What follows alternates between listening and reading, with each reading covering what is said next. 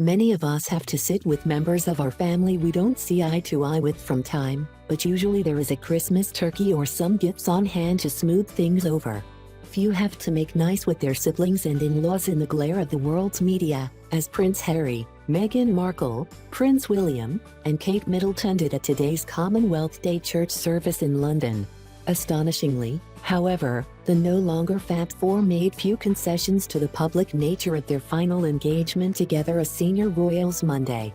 This could, so easily, with the merest set of smiles and waves, or even the barest of conversations, have been an occasion of reconciliation in front of the cameras, real or not.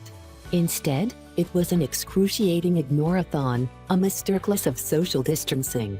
This was despite the fact that, intelligently, steps had been taken to eliminate awkward standing around together time and the two warring couples were led directly to their seats on arrival.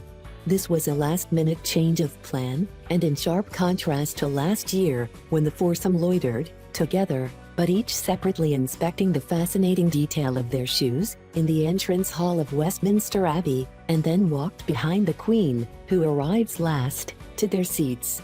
Evidently Her Majesty, usually an inordinate fan of choosing precedent over common sense, had decided that following the 2019 playbook was not an essential part of the day, although an Alexis Colby-style slap delivered by any of the young royals might have boosted ratings for this otherwise deeply dreary event, which appeared to have just a few thousand viewers on a dedicated YouTube channel. It came with commentary of such extraordinary sycophancy. At one stage, commentator Robert Hardman said, "There is no doubt that the Commonwealth benefits enormously from the stardust that Her Majesty the Queen sprinkles upon it, that one imagines even the producers in the BBC's dedicated royal unit, inured to such guff from decades of butt-licking, would have had the decency to blush."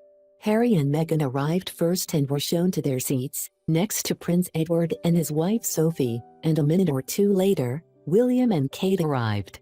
Anthropologists could have had a field day with the ensuing dance of the royals that unfolded. Edward bobbed up in his seat to greet his important nephew. Meghan and Harry remained superglued to theirs.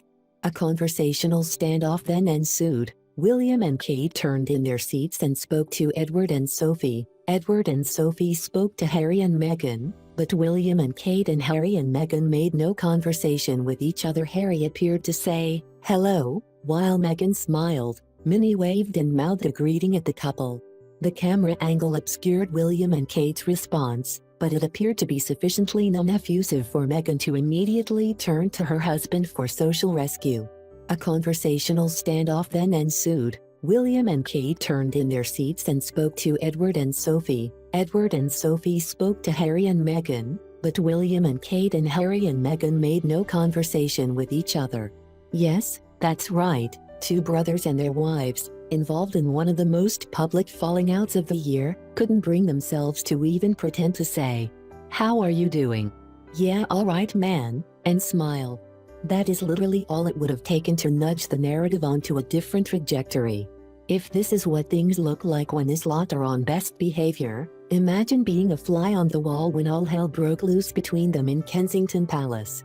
Eventually, the Queen arrived. The service got underway and everyone had an alibi to frown seriously for the next hour, as speaker after speaker applauded the diversity of the Commonwealth. The Commonwealth is a loose federation of nations, many of which once counted the Queen as head of state, while studiously ignoring the fact that the monarchy was only able to hang on to its first ever non-white member for just 682 days.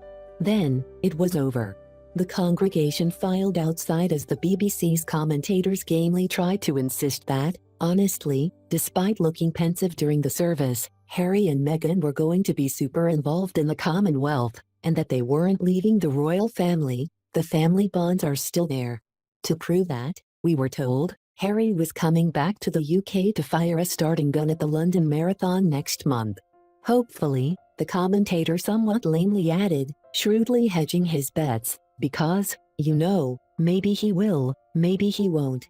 It's not hard to imagine, as they got into a blue Range Rover and were whisked away from the cloying embrace of royal life, that Meghan and Harry might have let out a well-justified scream of joy and relief.